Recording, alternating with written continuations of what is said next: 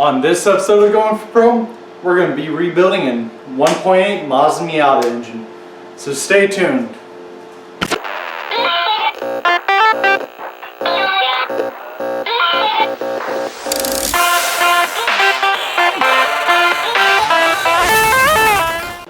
As I told you, I have a 1.8 Mazda Miata engine that I am planning on, well, rebuilding. As you can tell, I have a rusty head, which is sad because this is the head that everybody wants in their 1.8, except for the year after this, so the NC. But this is from NB, the 2000 year. So we're going to be taking off this head, but first we need to do a compression test. And also remove it from this area. As you can tell, it's in the corner. So I'm going to drag this out, kind of put it on a stand, or just pull it away so we can start working on it. So I got everything set up. I tested the battery, and sadly I don't have enough voltage in this particular battery to actually test this. So tomorrow I am probably going to either buy a jump pack because I need one, or B, a new battery. So I'll get back with y'all guys tomorrow and well, get this done, or at least compression test the engine. So see you then. 1 week later. So it's a couple days later, and guess what? Well, actually a week, but I finally got a battery, or I charged it up, whatever you want to call it. Got a battery.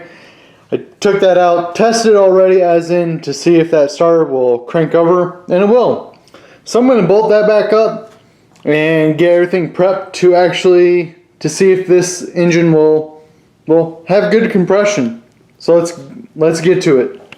So I literally got everything hooked up right now.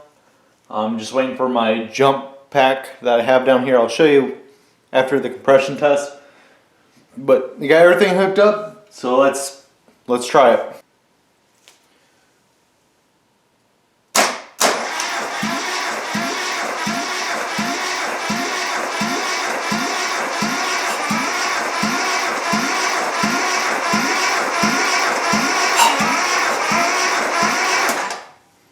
Cylinder number 1, good compression.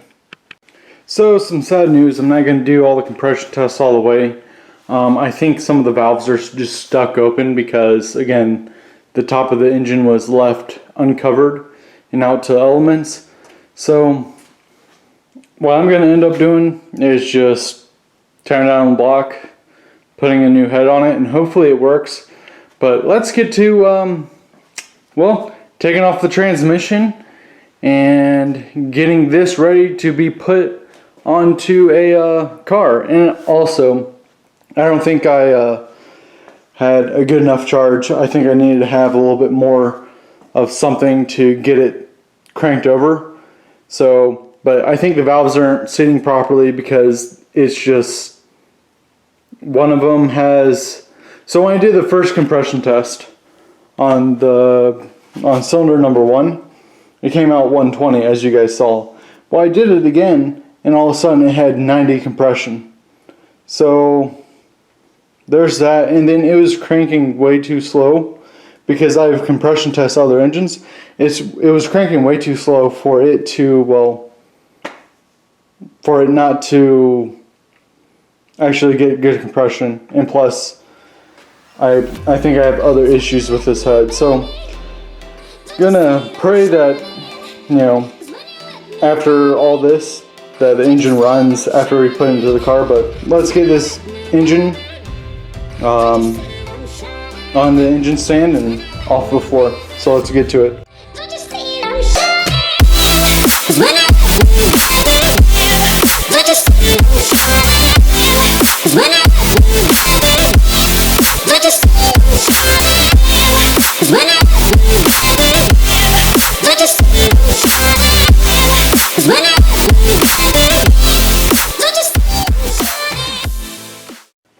So I got the transmission off the car. A little bit difficult. I don't know why I was having so many issues pulling it off. Never did before, but now I did. Anyways, now I just need to rip off that clutch. As you can tell, zoom in right here. The the bearing, throwout bearing, which is right there, was definitely on this clutch for a good minute. I thought it had an upgraded clutch, but I guess not. So either way, got to get a new clutch for this thing, and then also, well, we'll see how bad it is once I rip it out. So let's get to that.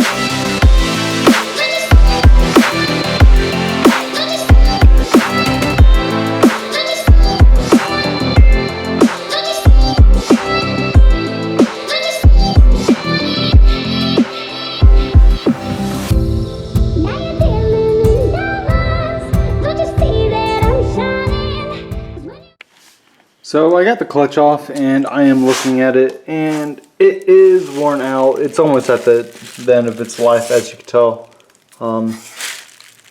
You look at those points, that is where the clutch material is held in by, right there. And it's at the end. You can tell this guy was riding the clutch quite a bit. Just by this, the heated areas in both areas of the clutch. So just those markings right there, and especially on this, on the flywheel, it's heat soaked, and you could tell that it was beat on quite a bit. I mean, there's still clutch material right there on the plate. So we're gonna get to putting the engine on the stand and start tearing it down. So I'm gonna get with y'all guys tomorrow and put the engine on the engine stand and start tearing it down. So catch you guys tomorrow, and we'll be right back at it. So let's get some of this YouTube music right there working. So ready, set, go. Shoot. Taylor Ray? Nope. Well, guess I'm just gonna have to do it the old-fashioned way. And that's how it's done right there. Since we got the engine on the lift, it's time to remove the power steering pump, the AC compressor, and the alternator, so we can get this more into the block and probably start removing the cover for the timing belt, and then also going to remove the cam timing sensor. Since it's going to an Miata, we won't need that. So let's start removing some of the stuff that we don't need, and let's get to it.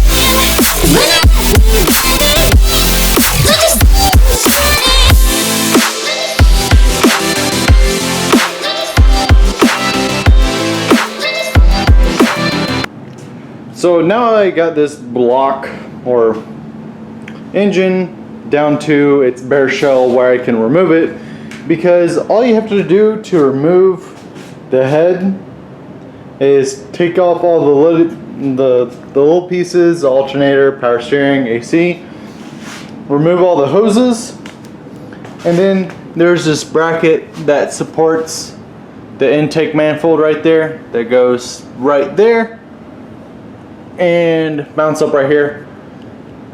So we're going to take this off. So now the only thing that's holding on is the timing belt. So we're going to get to moving all these plastics out of the way. We're going to keep them, but I need to remove them out of the way so I can get to the timing belt. The timing belt right there to release the tension on it, and to actually get loosening it, take the timing belt off, and get ready to actually put on a new timing belt and whatnot. Well, and a new head. So let's get to that.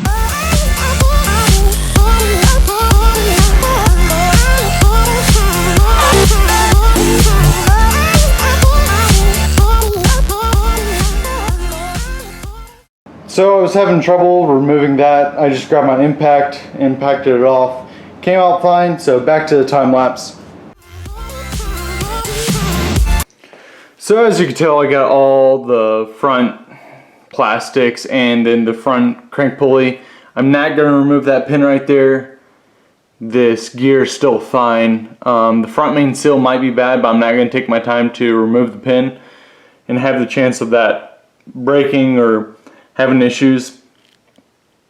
Miatas are known for having issues right here. Once you remove that keywell pin or woodwell, or I forget the actual name, but this pin right here, after you move that and slide it back in there, you have issues once in a while where it'll just woodwill key. I think that's the actual name of it, but it will start rubbing wrongly if you just mess up by a slight bit. Luckily on the engine that's in my Miata, I replaced it once, never had any issues, but I can tell that something's slowly going wrong with it. So I'm not going to remove this. It still works, I know it does. So we're just going to replace the timing belt. So the first thing to do to replace the timing belt is to take this tensioner off right here. So take that tensioner off, undo that bolt right here, right there, and it should just slide out of place and you'll be able to pull the timing belt off. These are non-interference engines, so you don't have to worry about interference if you do screw up the timing, but right now we're not worried about the timing. We can set this to dead center later on.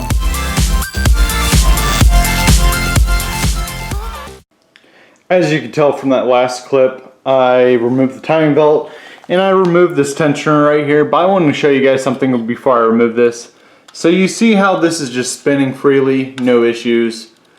Well, it's not supposed to be doing that. So we're going to end up replacing these tensioners, or tensioner pulleys. They're not supposed to be spinning like that. And if I'm going to replace the tensioner pulley, I'm going to replace the water pump. The water pump still seems good, but if I'm going to have to deal with the timing pulley, or if I have to deal with the water pump, I should say, that means I'm going to have to deal with the timing pulley, and that means I'm going to have to deal with timing. And inside a vehicle, that's not easy. So probably going to order a water pump, timing pulleys, and a timing belt when we get to putting the head on. But the next step is removing this pulley and putting it with my order parts, which I should show you later, and removing this head's the next step after that. So let's get to remove that pulley, and then I'm going to show you how to remove this head.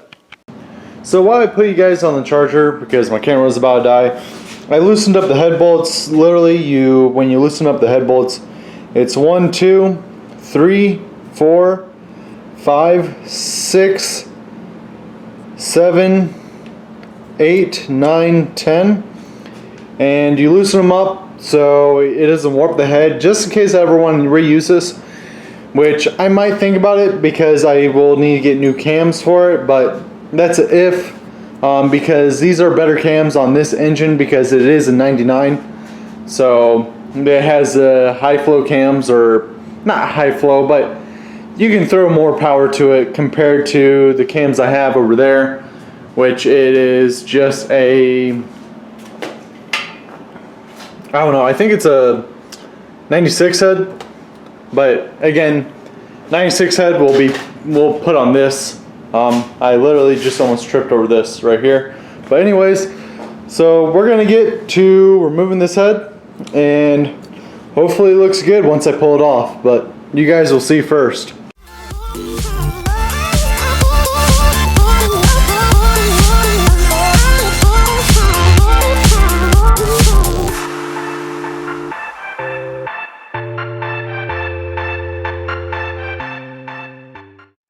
So as you saw from my last clip, I got the head off the engine, and this engine I inspected a little bit before I turn on the camera again, but I inspected this engine, and the marks, let me get a flashlight, and the marks right here are actually, there's no pitting, as in there's no cylinder wall scraping.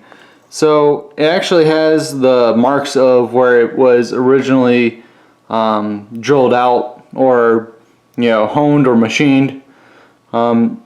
As you can tell, you can see where it stops right up there, where the piston stops, right there. So this engine's pretty good. I don't know why my compression test was so messed up then. I guess I just didn't have enough velocity or enough turn on the engine or RPMs to rotate the engine to get a good compression. But from what I'm seeing on this engine, yeah, you could tell it was ran hard, put up wet, but the actual engine itself, well, it just has a lot of carbon buildup on there, which is not surprising, you know, coming out of a, 99 and what, 2002 or 2000 or 2020 right now. So it ain't bad. 21 years and this engine still looks good. So I'm impressed with it. It looks good. Let me clean it up and give you guys a little better shot. So I rotate the engine over just by using the timing belt, kind of pulling up on it. And as you can tell by looking at it, there's no pitting at all on this engine. And the pistons or any scratches or anything on the side, cylinder wall. So that's great. That's a great sign saying the engine's good. I have enough faith in it now that we're going to start putting another head on it and rebuilding it and getting this engine into the Miata. So that's going to be it for this video, y'all. We got the engine tore down, put on the stand, and we're going to start replacing all the hoses, gaskets, and everything that we need to get this up and running. So stay tuned for that in the next video. We got a couple, not special things, just rebuilding the engine, but it's a step forward in making the Miata better, so, and rebuilding it. But I appreciate you guys watching, and stay tuned for the next video coming out. And remember, never give up.